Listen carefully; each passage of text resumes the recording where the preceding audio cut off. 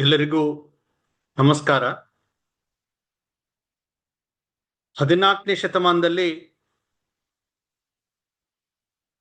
ಸ್ವಾಮಿ ವಿದ್ಯಾರಣ್ಯರ ತಪೋಶಕ್ತಿ ಮತ್ತು ಹರಿಹರ ಬುಕ್ಕರ ಕ್ಷಾತ್ರ ತೇಜಸ್ಸು ಒಂದಾಗಿ ವಿಜಯನಗರ ಸಾಮ್ರಾಜ್ಯ ಉದಯ ಆಯಿತು.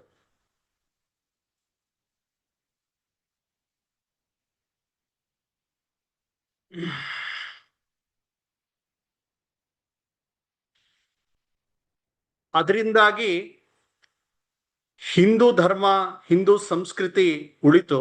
ಇಸ್ಲಾಮಿನ ಪಾದಾಕ್ರಾಂತದಿಂದ ಬಹಳ ದೊಡ್ಡ ಒಂದು ಗೆಲುವು ನಮಗಾಯ್ತು.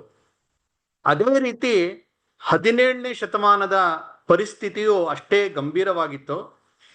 ಆ ಸಮಯದಲ್ಲಿ ಸಮರ್ಥ ರಾಮದಾಸರ ತಪೋಶಕ್ತಿ ಮತ್ತು ಶಿವಾಜಿಯ ಕ್ಷಾತ್ರ, ಅವನ ಜಾಣ್ಮೆ, ಅವನ ಹೋರಾಟದ ಕಿಚ್ಚು, ಹೀಗೆ ಇದೆಲ್ಲ ಒಂದಾಗಿ ಹಿಂದವಿ ಸ್ವರಾಜ್ಯ ಸ್ಥಾಪನೆ ಆಯಿತು. ಹಾಗಾಗಿ ಮತ್ತೊಮ್ಮೆ ಹಿಂದೂ ಸಮಾಜಕ್ಕೆ, ಹಿಂದೂ ಧರ್ಮಕ್ಕೆ ಬಂದಂಥ ಕಂಟಕ ನಿವಾರಣೆಗೆ ಈ 17ನೇ ಶತಮಾನದ ಈ ಜೋಡಿ ಅದು ಬಹಳ ಮುಖ್ಯ ಆಗತ್ತೆ. ಇವತ್ತು ಆ ಶಿವಾಜಿಗೆ ಒಂದು ಪ್ರೇರಣಾ ಸ್ರೋತವಾಗಿದ್ದಂತಹ ಸದ್ಗುರು ಸಮರ್ಥ ರಾಮದಾಸರ ಕುರಿತು ಒಂದಷ್ಟು ಅವರ ಜೀವನ, ಒಂದಷ್ಟು ಅವರ ವಿಚಾರವನ್ನ, ಅವರು ಮಾಡಿದಂಥ ಸಾಧನೆಯನ್ನ ನಾವು ಮನನ ಮಾಡುವಂತ ಪ್ರಯತ್ನ ಮಾಡೋಣ.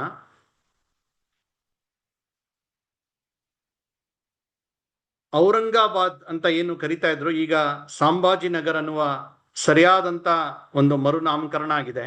ಆ ಜಿಲ್ಲೆಗೆ ಸೇರಿದಂತಹ ಒಂದು ಜಾಂಬಾ ಅನ್ನುವ ಹಳ್ಳಿಯಲ್ಲಿ ಸೂರ್ಯಾಜಿ ಪಂತ್ ಮತ್ತು ರಾಣುಬಾಯಿ ಅನ್ನುವ ದಂಪತಿಗಳಿಗೆ ಎರಡನೇ ಮಗನಾಗಿ ಹುಟ್ಟಿದಂಥ ಸಮರ್ಥ ರಾಮದಾಸರು, ಅವರ ಮುಂಚಿನ ಹೆಸರು ಅಥವಾ ಬಾಲ್ಯದ ಅವರ ಮೊದಲು ಇಟ್ಟಂತ ಹೆಸರು ನಾರಾಯಣ ಅಂತ. ಅವರ ತಂದೆ ಸೂರ್ಯಾಜಿ ಪಂತರು ಸೂರ್ಯನ ಉಪಾಸಕರಾಗಿರ್ತಾರೆ. 12 ವರ್ಷಗಳ ಕಾಲ ಸೂರ್ಯನ ಉಪಾಸನೆಯನ್ನ ಮಾಡಿದಂಥ ಒಬ್ಬ ಸಾಧಕರು. ಅಂಥವರ ಮಗನಾಗಿ ಇವರು 1608ನೇ ಇಸ್ವಿಯಲ್ಲಿ ಹುಟ್ಟುತ್ತಾರೆ. ಹುಟ್ಟಿದಂತಹ ದಿನ ಅದು ಕೂಡ ತುಂಬಾ ಪ್ರಶಸ್ತವಾದಂತಹ ಒಂದು ಮುಹೂರ್ತ. ಅದ್ಯಾವುದು ಅಂತ ಹೇಳಿದ್ರೆ ಶ್ರೀರಾಮನವಮಿ ದಿವಸ ಹುಟ್ಟಿದ್ದು. ಅಂದರೆ ಕಳೆದ ವಾರ ತಾನೇ ನಾವು ಶ್ರೀರಾಮನವಮಿಯನ್ನು ಆಚರಣೆ ಮಾಡಿದ್ದೇವೆ. ಅವರ ಜನ್ಮ ಆಗಿದ್ದು ರಾಮನವಮಿ ದಿವಸ. ಮತ್ತೆ ಅವರು ಆರಾಧನೆ ಮಾಡಿದಂಥ ರಾಮ ಮತ್ತೆ ಹನುಮ, ಆ ಹನುಮನ ಜಯಂತಿ ಕೂಡ ನಿನ್ನೆ ಆಗಿದೆ.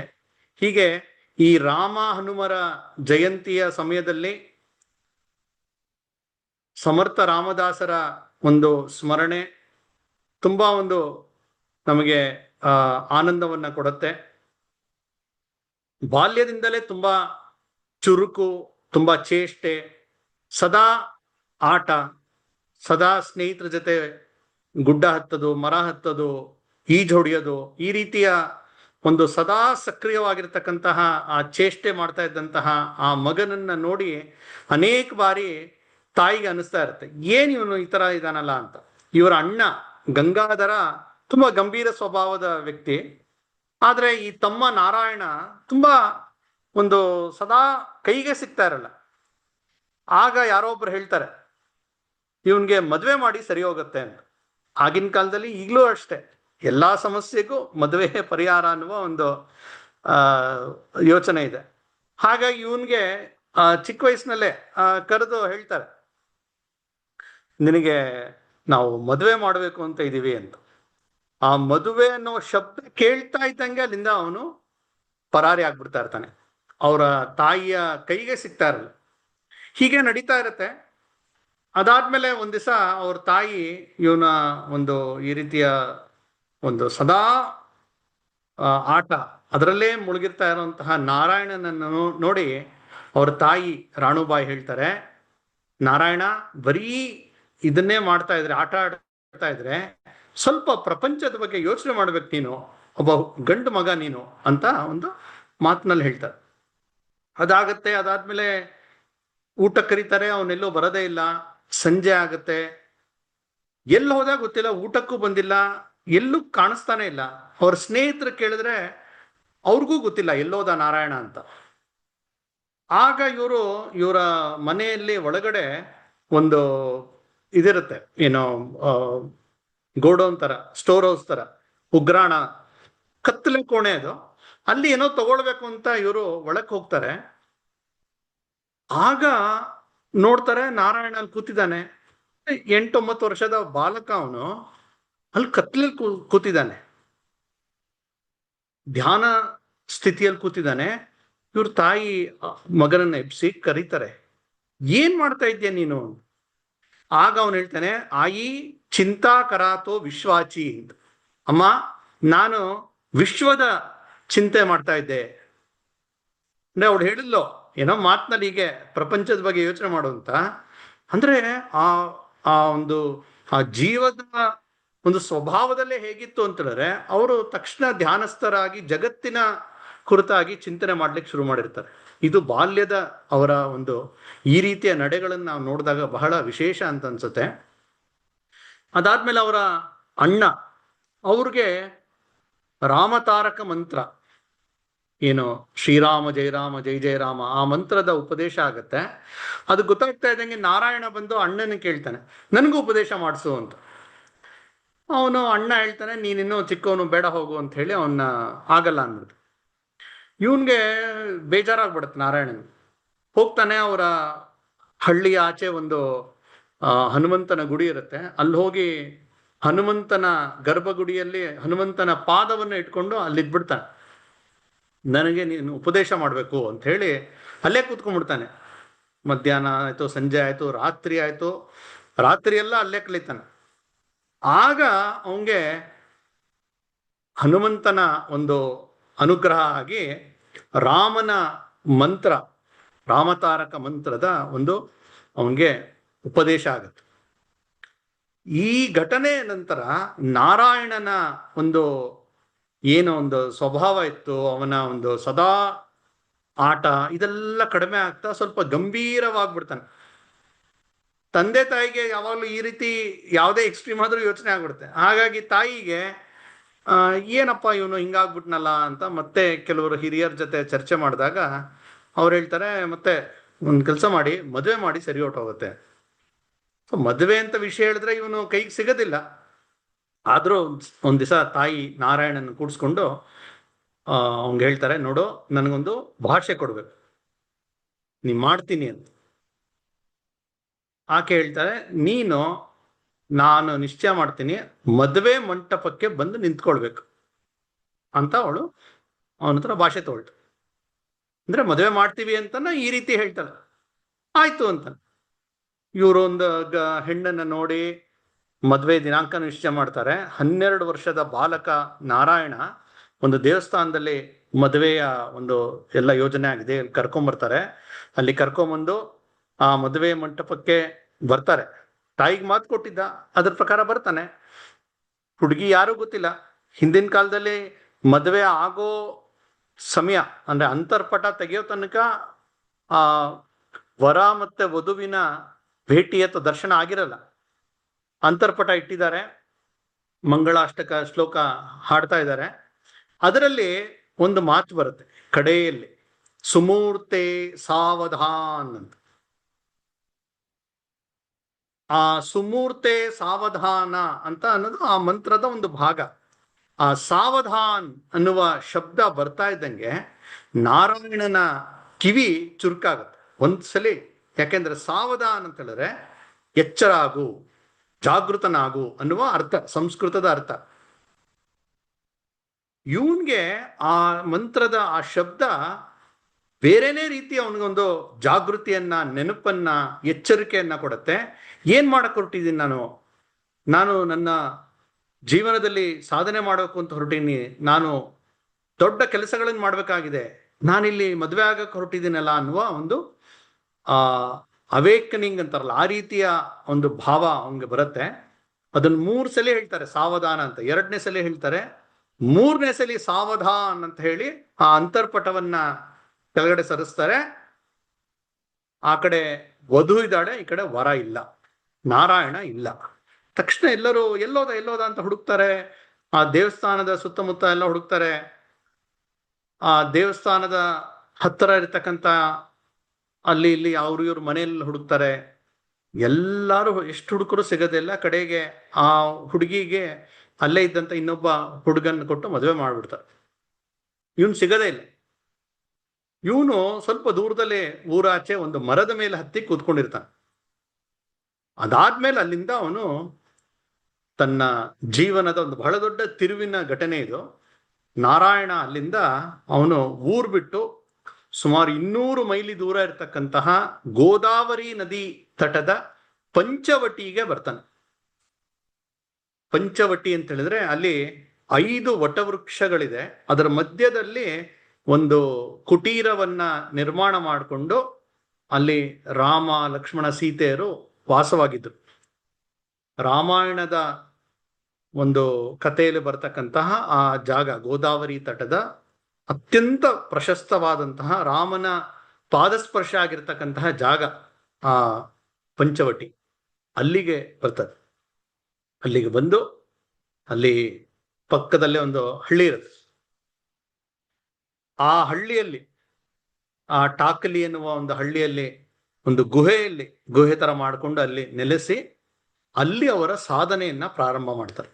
ಹೇಗಿತ್ತು ಅವರ ದಿನಚರಿ ಅಂದ್ರೆ ಕೇವಲ ಒಂದು 12 ವರ್ಷ, ತುಂಬಾ ದೊಡ್ಡ ಹುಡುಗ ಅಲ್ಲ, ಆದರೆ ದೃಢವಾದ ಸಂಕಲ್ಪ ಮಾಡಿ ಅಲ್ಲಿ ಬಂದಿದ್ದಾರೆ. ಸಾಧನೆ ಮಾಡಬೇಕು, ತಪಸ್ಸನ್ನ ಮಾಡಬೇಕು ಅಂತ ಬಂದಿದ್ದಾರೆ. ಆ ಜಾಗದಲ್ಲಿ ಯಾರೂ ಪರಿಚಯ ಇಲ್ಲ, ಯಾರ ಒಂದು ಉಳ್ಕೊಳ್ಳೋಕೆ ವ್ಯವಸ್ಥೆ, ಊಟ, ಯಾವ ಒಂದು ಅನುಕೂಲ ಇಲ್ಲ. ಆದರೆ ಯಾವುದರ ಭಯವೂ ಇಲ್ಲ. ಯಾಕೆಂದ್ರೆ ನಾರಾಯಣ ಈತ ನಂಬಿದ್ದು ಪ್ರಭು ಶ್ರೀ ರಾಮಚಂದ್ರನನ್ನು. ಅಲ್ಲಿ ಅವರ ಒಂದು ತಪಶ್ಚರ್ಯ ಪ್ರಾರಂಭ ಆಗುತ್ತೆ. ಅವರ ದಿನಚರಿ ಹೇಗಿತ್ತು ಅಂತ ಹೇಳಿದ್ರೆ, ದಿನಾ ಬೆಳಗ್ಗೆ 4 ಗಂಟೆಗೆ ಎದ್ದು ಸ್ನಾನ ಮಾಡಿ ಸೂರ್ಯ ಉದಯ ಆಗೋ ಸಮಯದಲ್ಲಿ ಆ ಗೋದಾವರಿ ನದಿ ಬಂದು ನಾಭಿ ತನಕ ನೀರು ಅಷ್ಟು ಮುಳುಗಿ ಅಲ್ಲಿ ಅವರು ಗಾಯತ್ರಿ ಜಪ ಮತ್ತೆ ಶ್ರೀರಾಮನ ಈ ಏನು ತಾರಕ ಮಂತ್ರ ಇದೆ ಅದನ್ನ ಜಪ ಮಾಡ್ತಾ ಹೋಗ್ತಾರೆ. ಬೆಳಗ್ಗೆ ಸುಮಾರು 6 ಗಂಟೆಗೆ ಪ್ರಾರಂಭ ಆದ್ರೆ ಸೂರ್ಯ ನೆತ್ತಿಗೆ ಬರೋ ತನಕ 12-12:30 ತನಕ ಅವರು ಮಾಡುವಂಥದ್ದು. ಅದಾದ್ಮೇಲೆ ಅಲ್ಲಿಂದ ಎದ್ದು ಬಂದು ಅಲ್ಲಿಂದ ಒಂದು 5 ಮೈಲಿ ದೂರದಲ್ಲಿ ಪಂಚವಟಿ ಇದೆ. ಇವರು ಯಾವ ಜಾಗದಿಂದ ಇದ್ರು ಅಲ್ಲಿಂದ ಪಂಚವಟಿಗೆ ಬರೋದು. ಪಂಚವಟಿಗೆ ಬಂದು ಅಲ್ಲಿ ಇವರು ಮಧುಕರಿ ವೃತ್ತ. ಮಧುಕರಿ ಅಂತ ಹೇಳಿದ್ರೆ ಮನೆ ಮನೆಗೆ ಹೋಗಿ ಭಿಕ್ಷೆ ಬೇಡುವಂತ ಒಂದು ಸಂಪ್ರದಾಯ. ಯಾರು ಸಾಧು ಸಂತರು ಅದರ ಮುಂಚೆಯಿಂದ ಮಾಡ್ಕೊಂಡ್ ಬಂದಿದ್ದಾರೆ. ಮಧುಕರ ವೃತ್ತಿ ಎನ್ನದು ಬಲು ಚೆನ್ನದು ಅಂತ ಹೇಳಿ ಪುರಂದರದಾಸರ ಹಾಡಿದೆ. ಅದೇ ರೀತಿ ಇವರು ಮಧುಕರಿ ಆ ವೃತ್ತಿಯನ್ನ ಮೂಲಕ ಇವರು ಭಿಕ್ಷೆ ಬಿಡ್ತಾರೆ. ಹೇಗೆ ಅಂತ ಹೇಳಿದ್ರೆ 5 ಮನೆಗೆ ಹೋಗೋದು ಒಂದು ದಿವಸಕ್ಕೆ. ಗರಿಷ್ಠ ಅಂದ್ರೆ ಒಂದು ಮನೆಯಲ್ಲಿ ಕೊಡ್ಲಿಲ್ಲ ಅಂತೇಳಿ 2ನೇ ಮನೆ, 3ನೇ ಮನೆ, ಆ ರೀತಿ 5 ಮನೆ, ಗರಿಷ್ಠ 5 ಮನೆಗೆ ಹೋಗುವಂಥದ್ದು. ಅದ್ರಲ್ಲಿ ಯಾವುದೋ ಒಂದು ಮನೇಲಿ ಸಿಗ್ತಾರೆ, ಅದನ್ನ ಆಹಾರ ತಗೊಂಬಂದು ತಿನ್ನೋದು.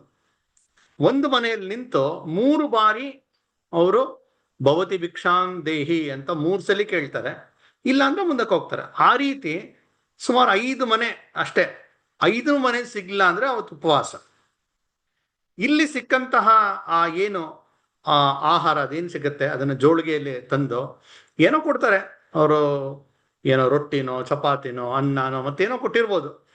ಅದನ್ನ ಇವರು ತಂದು ಆ ಗೋದಾವರಿ ನದಿಯಲ್ಲಿ ಆ ಬಟ್ಟೆಯ ಸಮೇತ ನೀರಿನಲ್ಲಿ ಇಡ್ತಾರೆ. ಆ ನೀರಿನಲ್ಲಿ ಇಟ್ಟಾಗ ಅದರಲ್ಲಿದ್ದಂತ ಎಲ್ಲ ಹುಳಿ ಉಪ್ಪು ಖಾರ ಎಲ್ಲ ಹೊಟ್ಟೋಗುತ್ತೆ.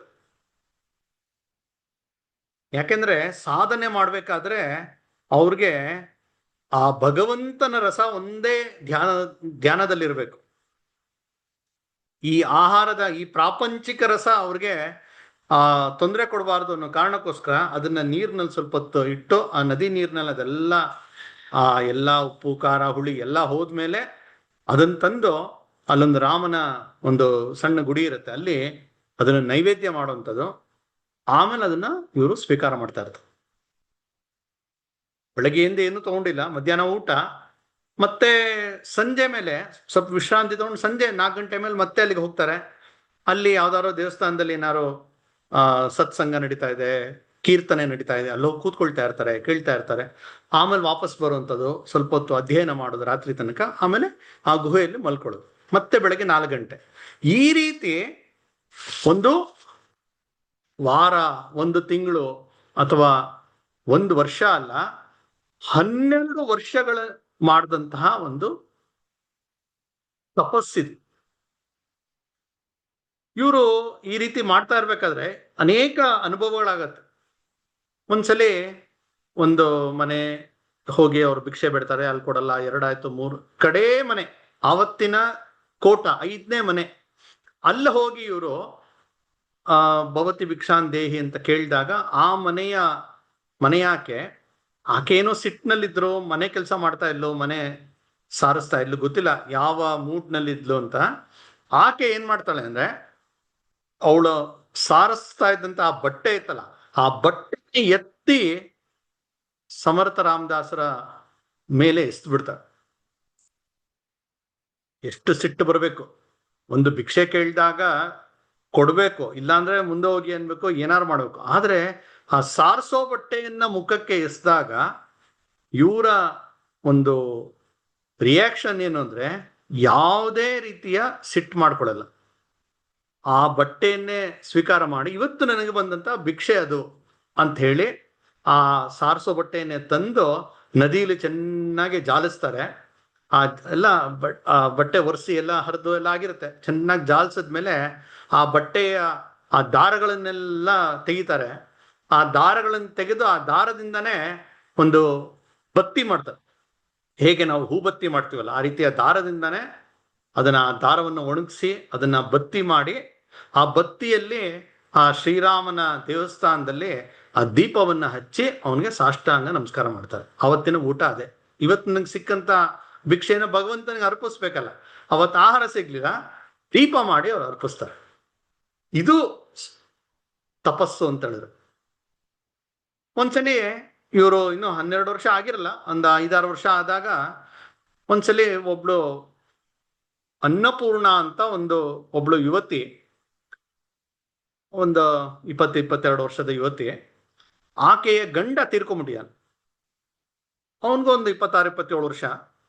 ಗಿರಿಧರ ಕುಲಕರ್ಣಿ ಅಂತ, ಚಿಕ್ಕ ವಯಸ್ಸಲ್ಲೇ ಕ್ಷಯ ರೋಗ ಬಂದ್ಬಿಟ್ಟಿದೆ, ಸತ್ತೋಯ್ದಾರೆ.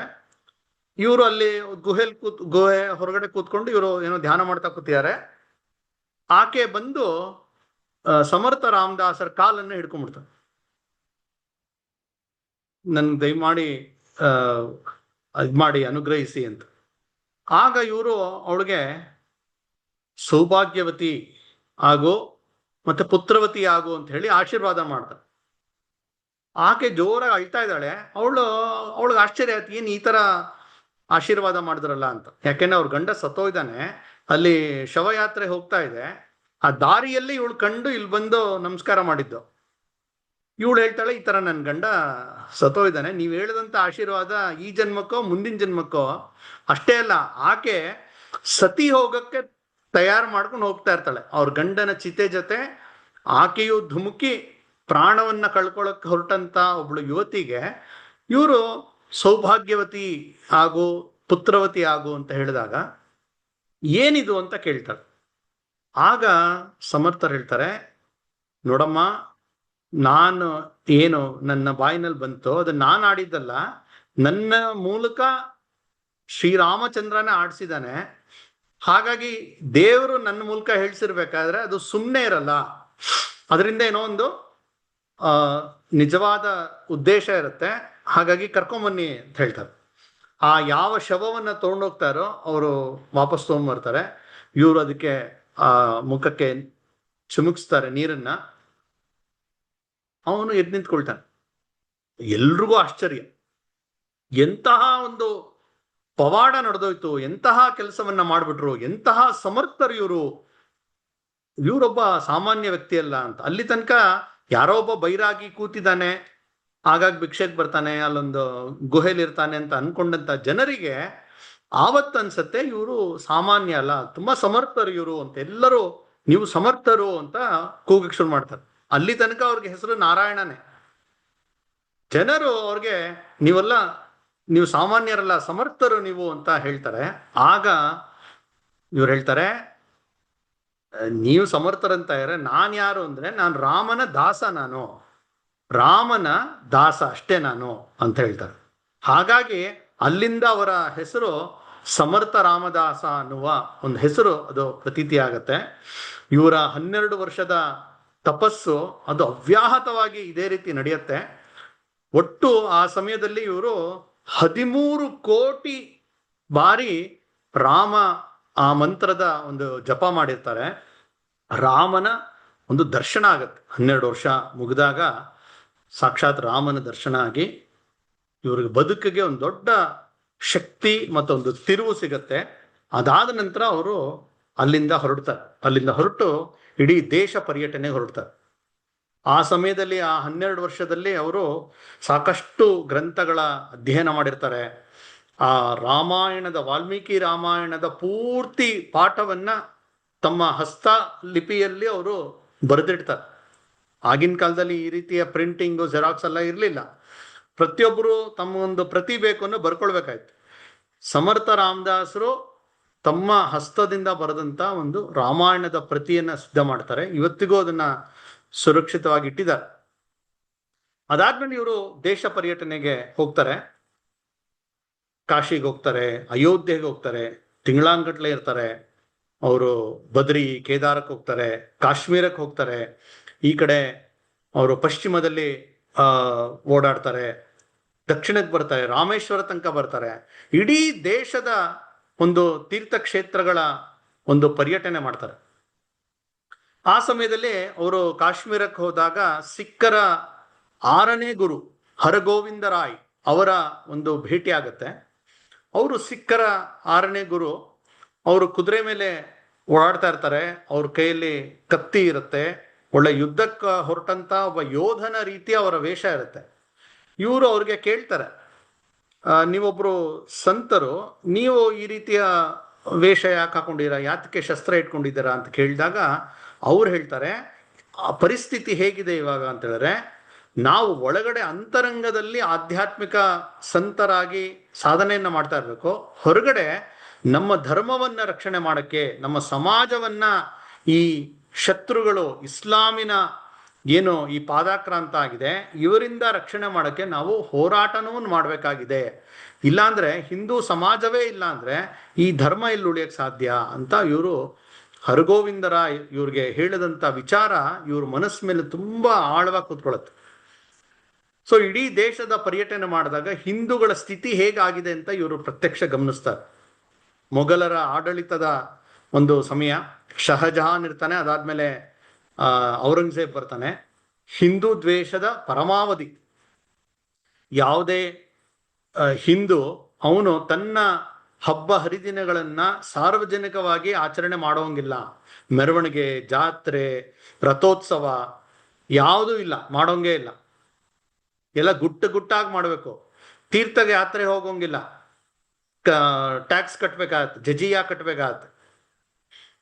ನದಿ ಸ್ನಾನ ಮಾಡಕ್ಕೆ ಹೋಗಕ್ಕಾಗ್ತಾ ಇರಲ್ಲ. ಅಂದ್ರೆ ಹಿಂದೂಗಳು ತಮ್ಮ ಯಾವುದೇ ಆಚರಣೆಗಳನ್ನ ಮಾಡದೆ ಸದಾ ಭಯಗ್ರಸ್ತರಾಗಿ ಇರುವಂತಹ ಒಂದು ದುಸ್ಥಿತಿ ಬಂದಿರೋದನ್ನ ಇವರು ಗಮನಿಸ್ತಾರೆ. ರಾಮನ ಅಯೋಧ್ಯೆ ರಾಮ ಮಂದಿರ ಏನು ಅಲ್ಲಿ ನಿರ್ನಾಮ ಆಗಿತ್ತು, ಅದೇ ರೀತಿ ಕಾಶಿಯ ಒಂದು ವಿಶ್ವನಾಥನ ದೇವಸ್ಥಾನ ಧ್ವಂಸ ಆಗಿದೆ, ಮಥುರಾದ ಕೃಷ್ಣ ಜನ್ಮಸ್ಥಾನಲ್ಲಿ ಮಸೀದಿ ಕಟ್ಟಲಾಗಿದೆ. ಈ ರೀತಿ ಇಡೀ ದೇಶದಾದ್ಯಂತ ಇದನ್ನ ನೋಡಿದಂತ ಸಮರ್ಥ ರಾಮದಾಸರಿಗೆ ಆ ರಾಜಕೀಯ ಸ್ಥಿತಿ ಗತಿ, ಇದಕ್ಕೆ ಏನ್ ಮಾಡಬೇಕು ಅನ್ನುವ ಒಂದು ಸ್ಪಷ್ಟ ಚಿತ್ರಣ ಸಿಗತ್ತವ್ರಿಗೆ. ಅದಾದ್ಮೇಲೆ ಅವರು ಚಾಪಳ ಅನ್ನುವ ಜಾಗಕ್ಕೆ ಬರ್ತಾರೆ. ನೋಡಿ, ಎಲ್ಲಾ ಕಡೆ ದೇವಸ್ಥಾನಗಳನ್ನು ಧ್ವಂಸ ಮಾಡ್ತಾ ಇದ್ದಾರೆ, ಇರೋ ದೇವಸ್ಥಾನವನ್ನು ಉಳಿಸ್ಕೊಳಕ್ಕಾಗಲ್ಲ. ಅಂತ ಸಮಯದಲ್ಲಿ ಇವರು ಒಂದು ರಾಮನ ದೇವಸ್ಥಾನವನ್ನ ಕಟ್ಟಬೇಕು ಅಂತ ನಿಶ್ಚಯ ಮಾಡ್ತಾರೆ. ನದಿಯಲ್ಲಿ ಸ್ನಾನ ಮಾಡಬೇಕಾದ್ರೆ ಇವ್ರಿಗೆ ರಾಮನ ಒಂದು ಮೂರ್ತಿ ಸಿಗತ್ತೆ. ಅದನ್ನ ಇವರು ಇಟ್ಕೊಂಡ್ ಬರ್ತಾರೆ. ಚಾಪಳ ಅನ್ನುವ ಒಂದು ಊರಿಗೆ ಬಂದಾಗ ಅಲ್ಲಿ ಬಂದಾಗಲೇ ಜನ ಕೂತಿರ್ತಾರೆ, ಅಲ್ಲಿನ ಪ್ರಮುಖರು. ಅವ್ರಿಗೆ ಇವ್ರು ಬಂದು ಕೇಳ್ತಾರೆ, ಈ ತರ ಒಂದು ದೇವಸ್ಥಾನವನ್ನ ಕಟ್ಟಬೇಕು ಅಂತ. ಆಗ ಅಲ್ಲಿದ್ದವ್ರು ಜೋರಾಗೆ ನಗ್ತಾರೆ, ತಮಾಷೆ ಮಾಡ್ತಾರೆ. ಏನೋ ಒಬ್ಬ ಗೋಸಾಯಿ ಬಂದಿದ್ಯಾ, ಭಿಕ್ಷೆ ಬಿಡ್ತೀಯಾ, ಊಟ ಮಾಡ್ತೀಯಾ ಅಥವಾ ಹೋಗ್ತೀಯಾ ಅಂತ ಅನ್ಕೊಂಡ್ರೆ, ನೀ ನೋಡಿದ್ರೆ ಒಂದು ದೇವಸ್ಥಾನ ಕಟ್ಟಬೇಕು ಅನ್ನುವ ಒಂದು ಒಂಥರ ಹಗಲ್ಗನಸು ಇಟ್ಕೊಂಡಿದ್ಯಲ್ಲ ಅಂತ ಹೇಳಿ ಎಲ್ಲ ನಕ್ಬಿಡ್ತಾರೆ. ಏನ್ ಮಾಡಕ್ಕಾಗತ್ತೆ ಇವನ್ ಕೈಲಿ, ಏನ್ ಸಾಮರ್ಥ್ಯ ಇದೆ, ಯಾರ ಸಹಕಾರ ಇದೆ, ದುಡ್ಡೆಲ್ಲಿದೆ, ಏನಿದೆ ಅಂತ ಎಲ್ರಿಗೂ ಸಹಜವಾಗಿ ಒಂದು ರೀತಿಯ ತಾತ್ಸಾರ ಭಾವದಿಂದ ಹೇಳ್ತಾರೆ.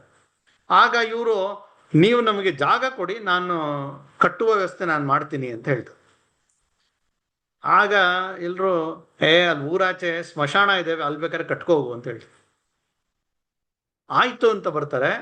ಆ ಸ್ಮಶಾನದ ಪಕ್ಕದ ಜಾಗದಲ್ಲಿ ಸಂಜೆಯಿಂದ ಪ್ರಾರಂಭ ಆಗಿ ರಾತ್ರಿಯೋ ರಾತ್ರಿ ಹೇಗೆ ಮಾಡಿದ್ರು ಅಂತ ಇವತ್ತಿಗೂ ಅದು ಆಶ್ಚರ್ಯ, ಅದ್ಭುತ. ಅದು ಇಡೀ ಆ ಪ್ರದೇಶವನ್ನ ಹೇಗೋ ತಗ್ಗು ಏರು ತಗ್ಗಳಿರತ್ತೆ, ಸಮತಟ್ಟಾಗೇ ಇರಲ್ಲ, ಅದನ್ನೆಲ್ಲ ಸರಿ ಮಾಡಿ ಒಂದು ದೇವಸ್ಥಾನದ ನಿರ್ಮಾಣದ ಕೆಲಸ ಪ್ರಾರಂಭ ಆಗುತ್ತೆ. ನೋಡ್ತಾ ನೋಡ್ತಾ ಅಲ್ಲಿ ಒಂದು ರಾಮನ ದೇವಸ್ಥಾನ ಆಗಿ ಅಲ್ಲಿ ಆ ರಾಮನ ಪ್ರತಿಷ್ಠಾಪನೆ ಕೂಡ ಮಾಡ್ತಾರೆ.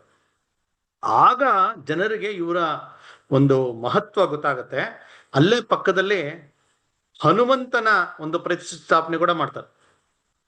ಯಾಕೆಂದ್ರೆ ಆವತ್ತು ನಮ್ಮ ಸಮಾಜಕ್ಕೆ ಏನು ದೊಡ್ಡ ಕೊರತೆ ಇದ್ದು ಅಂತ ಹೇಳಿದ್ರೆ, ನಾವು ಬಲಹೀನರಾಗ್ಬಿಟ್ಟಿದ್ವಿ.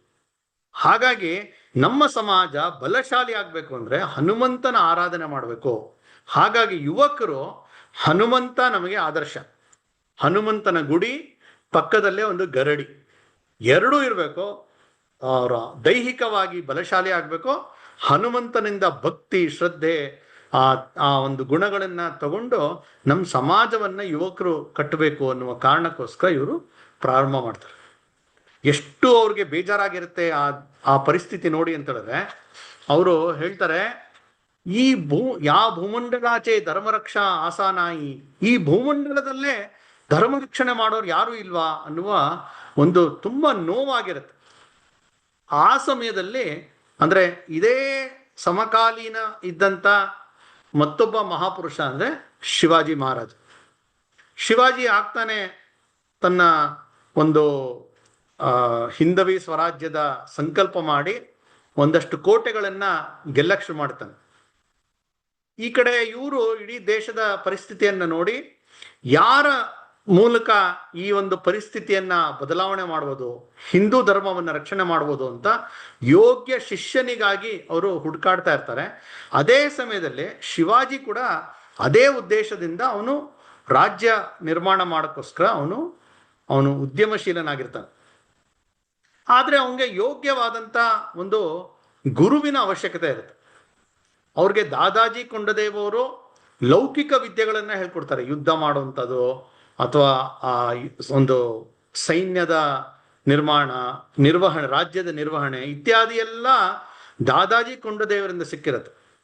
ಆದ್ರೆ ಒಟ್ಟು ಒಂದು ಶ್ರೇಷ್ಠ ಒಂದು ಚಾಲೆಂಜಿಂಗ್ ಕೆಲಸವನ್ನ ಏನ್ ತಗೊಂಡಿದ್ದಾನೆ ಶಿವಾಜಿ, ಇದಕ್ಕೆ ಗುರು ಬೇಕಾಗಿರುತ್ತೆ. ಶಿವಾಜಿ ಸಂತ ತುಕಾರಾಮ್ ಬಳಿ ಹೋಗಿ ಕೇಳ್ತಾನೆ, ನೀವು ನಮ್ಗೆ ಗುರುಗಳಾಗಿದ್ದು ನಮ್ಗೆ ಮಾರ್ಗದರ್ಶನ ಮಾಡಿ ಅಂತ.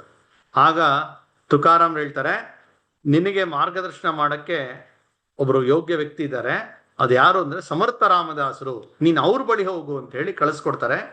ಸಮರ್ಥರನ್ನ ಹುಡ್ಕೊಂಡು ಬರ್ತಾನೆ. ಸಮರ್ಥರು ಸುಲಭವಾಗಿ ಸಿಗಲ್ಲ. ಅವ್ರು ಹೇಗೆ ಅಂದ್ರೆ ಅವರು ಆ ಒಂದು ಪ್ರಾರಂಭದ 12 ವರ್ಷದ ನಂತರ ಅವರು ಮನೆ ಬಿಟ್ಟು ಬಂದ ನಂತರ ಅವರು ಕಾಡಿನಲ್ಲಿರ್ತಾರೆ, ಗುಡ್ಡಗಾಡಲ್ಲಿ ಓಡಾಡ್ತಾರೆ, ಎಲ್ಲೋ ಉಳ್ಕೊಳ್ತಾರೆ, ಎಲ್ಲೋ ಮಲಗ್ತಾರೆ. ಆ ರೀತಿ ಅವ್ರು ಸುಲಭ ಕೈಗೆ ಸಿಗದೇ ಇಲ್ಲ. ಅವ್ರನ್ನ ಹುಡ್ಕಕ್ಕೆ ಸಾಕಷ್ಟು ಪ್ರಯತ್ನ ಮಾಡ್ತಾನೆ. ಕಡೆಗೆ ಅವರ ಒಂದು ಭೇಟಿ ಆಗತ್ತೆ, ಅವರ ದರ್ಶನ ಆಗಿ ಅವರ ಕಾಲಿಗೆ ಬಿದ್ದು ಅವರ ಒಂದು ಮಾರ್ಗದರ್ಶನವನ್ನು ಕೇಳಿದಾಗ ಇವರು ಅವ್ರಿಗೆ ಅನುಗ್ರಹವನ್ನ ಮಾಡ್ತಾರೆ. ಇವರು ಅವ್ರಿಗೆ ಎರಡೂ ರೀತಿ, ಕೇವಲ ಆಧ್ಯಾತ್ಮಿಕ ಅಲ್ಲ, ಆಧ್ಯಾತ್ಮಿಕ ಮತ್ತು ರಾಜಕೀಯ ಎರಡೂ ರೀತಿಯ ಒಂದು ಮಾರ್ಗದರ್ಶನವನ್ನು ಮಾಡ್ತಾರೆ. ಅವರು ಹೇಳ್ತಾರೆ, ನಿನಗೆ ಈ ರಾಜ್ಯ ನಡೆಸ್ಬೇಕಲ್ಲ ನೀನು, 5 ವಸ್ತುಗಳನ್ನು ಕೊಡ್ತೀನಿ ಅಂತ ಹೇಳಿ ಸಮರ್ಥ ರಾಮದಾಸರು ಒಂದು ತೆಂಗಿನಕಾಯಿ, ಒಂದು ಕಲ್ಲು, ಒಂದಿಷ್ಟು ಹಿಡಿ ಮಣ್ಣು, ಮತ್ತೆ ಕುದುರೆಯ ಲದ್ದಿ ಮತ್ತು ಕೇಸರಿ ಬಟ್ಟೆಯ ಒಂದು ತುಂಡನ್ನ ಅವ್ರಿಗೆ ಕೊಡ್ತಾರೆ. ಏನದರ ಸಂಕೇತ ಅಂತ ಹೇಳಿದ್ರೆ, ತೆಂಗಿನಕಾಯಿ ಅಂತ ಹೇಳಿದ್ರೆ ಆ ಅಸಾಮಾನ್ಯ ವ್ಯಕ್ತಿಗಳನ್ನ ರೂಪಿಸ್ಬೇಕಾಗಿದೆ ನೀನು. ಯಾಕಂದ್ರೆ ಒಂದು ದೊಡ್ಡ ಸಾಮ್ರಾಜ್ಯ ಕಟ್ಟಕ್ಕೆ ಯೋಗ್ಯ ವ್ಯಕ್ತಿಗಳು ಬೇಕು, ವ್ಯಕ್ತಿ ನಿರ್ಮಾಣ ಆಗ್ಬೇಕು. ಅದಕ್ಕೆ ತೆಂಗಿನಕಾಯಿ ಅದರ ಸಂಕೇತ. ಕಲ್ಲು ಕೊಡ್ತಾರೆ. ಕಲ್ಲು ಯಾಕೆ ಅಂದ್ರೆ ಒಂದು ಸುಭದ್ರವಾದ ಕೋಟೆಗಳನ್ನು ಕಟ್ಟಬೇಕಾಗಿದೆ. ಯಾಕಂದ್ರೆ ಕೋಟೆಗೆ ನಮ್ಮ ಒಂದು ಶಕ್ತಿ ಕೇಂದ್ರ. ಅದಾದ್ಮೇಲೆ ಹಿಡಿ ಒಂದು ಮಣ್ಣು ಕೊಟ್ಟಿರ್ತಾರೆ, ಒಂದಷ್ಟು ಹಿಡಿ ಮಣ್ಣು. ಅದು ಯಾಕೆ ಅಂದ್ರೆ ಕೃಷಿ, ಯಾಕೆಂದ್ರೆ ನಮ್ಮ ಆಧಾರ ಅದು, ಆಹಾರ ಉತ್ಪಾದನೆ ಆಗ್ಬೇಕು, ಅದಕ್ಕೆ ಸಂಕೇತ. ಅದನ್ನು ಅಭಿವೃದ್ಧಿ ಮಾಡಬೇಕು. ಕುದುರೆಯ ಲದ್ದಿಯನ್ನು ಕೊಡ್ತಾರೆ. ಯಾಕೆಂದ್ರೆ ಅಶ್ವದಳ ಅಂದ್ರೆ ಸೈನ್ಯವನ್ನ ಕಟ್ಟಬೇಕು. ಕಡೆಗೆ ಆ ಕೇಸರಿ ಬಣ್ಣದ ತುಂಡು ಯಾಕೆ ಕೊಡ್ತಾರೆ ಅಂದ್ರೆ ಅದು ಭಗವಧ್ವಜ, ಇದು ನಿನ್ನ ಒಂದು ಸಂಕೇತ, ನಿನ್ನ ಚಿಹ್ನೆ ಆಗಿರ್ಲಿ ಅಂತ ಹೇಳಿ ಅವ್ರ ಆಶೀರ್ವಾದ ಮಾಡಿಕೊಡ್ತಾರೆ. ಈ ರೀತಿ ಅವರಿಂದ ಒಂದು ಮಾರ್ಗದರ್ಶನ ಪಡೆದಂತ ಶಿವಾಜಿ ಬಹಳ ಒಂದು ಹುಮ್ಮಸ್ಸಿನಿಂದ ತನ್ನ ಕಾರ್ಯವನ್ನು ಮುಂದುವರಿಸ್ತಾನೆ. ಹೆಜ್ಜೆ ಹೆಜ್ಜೆಗೂ ಇವರು ಮಾರ್ಗದರ್ಶನ ಕೊಟ್ಟಾರೆ. ಶಿವಾಜಿಗೆ ಬಂದಂತ ಒಂದು ಮೊದಲ ಮೃತ್ಯು ಸಂಕಟ, ಅಫಜಲ್ ಖಾನ್ ಅನ್ನುವ ಒಬ್ಬ ದೈತ್ಯ ಸರ್ದಾರ ದೊಡ್ಡ ಸೈನ್ಯ ತಗೊಂಡು ಬರ್ಬೇಕಾದ್ರೆ ಅವನ್ನ ಯಾವ ರೀತಿ ಮಾಡ್ಬೋದು ಅನ್ನೋದಕ್ಕೆ ಒಂದಷ್ಟು ಬಿಂದುಗಳನ್ನ ಇವರು ಕೂಡ ಕಳಿಸ್ಕೊಟ್ಟಿರ್ತಾರೆ. ಈ ರೀತಿ ಶಿವಾಜಿಗೆ ಅನೇಕ ಬಾರಿ ಅವರು ನಿಂತು ಅವನಿಗೆ ಜೊತೆಯಾಗಿದ್ದು ಅವ್ರಿಗೆ ಬೆಂಬಲ ಕೊಡ್ತಾ ಮಾರ್ಗದರ್ಶನ ಮಾಡ್ತಾ ಹೋಗ್ತಾರೆ. ಇವನು ಕೇಳ್ಕೊಳ್ತಾನೆ ಶಿವಾಜಿ, ನೀವು ಚಾಪಳದಲ್ಲಿದ್ದೀರಾ, ಅಲ್ಲಿಂದ ಪರಳಿ ಎನ್ನುವ ಜಾಗಕ್ಕೆ ನೀವು ಬನ್ನಿ ಅಂತ ಕೇಳ್ಕೊಳ್ತಾನೆ. ನಿಮಗಾಗಿ ಅಲ್ಲಿ ಒಂದು ಕೋಟೆಯನ್ನು ಕಟ್ಟಿಸ್ತೀನಿ ಅಂತ ಹೇಳಿ ಒಂದು ಕೋಟೆಯನ್ನ ನಿರ್ಮಾಣ ಮಾಡಿಸ್ತಾನೆ. ಅಲ್ಲಿ ಇವರು ಬರಕೊಪ್ಪಿ ಆ ಜಾಗಕ್ಕೆ ಬರ್ತಾರೆ. ಸಮರ್ಥ ರಾಮದಾಸರು ಹೇಳ್ತಾರೆ, ಈ ಜಾಗದಲ್ಲಿ ಇಡೀ ದೇಶದಿಂದ ಸಾಧು ಸಂತರು ಸನ್ಯಾಸಿಗಳು ಅವರ ಒಂದು ಸಮ್ಮೇಳನ ಮಾಡಬೇಕು. ಇಡೀ ದೇಶದಲ್ಲಿ ನಮ್ಮ ಹಿಂದೂ ಧರ್ಮ ಉಳಿಸ್ಲಿಕ್ಕೆ ಏನೇನೆಲ್ಲ ಮಾಡಬೇಕು ಅಂತ ನಾವೊಂದು ಚಿಂತನಾ ಸಭೆ ಮಾಡಬೇಕು, ಹಾಗೆ ಆಯೋಜನೆ ಮಾಡು ಅಂತೇಳಿ ಆ ಪರಳಿಯಲ್ಲಿ ಆ ಕೋಟೆಯಲ್ಲಿ ಆ ಇಡೀ ದೇಶದಿಂದ ಎಲ್ಲರನ್ನು ಕರೆದು 1 ತಿಂಗಳ ಒಂದು ಸಮಾವೇಶ ಮಾಡ್ತಾರೆ, ಸಭೆ.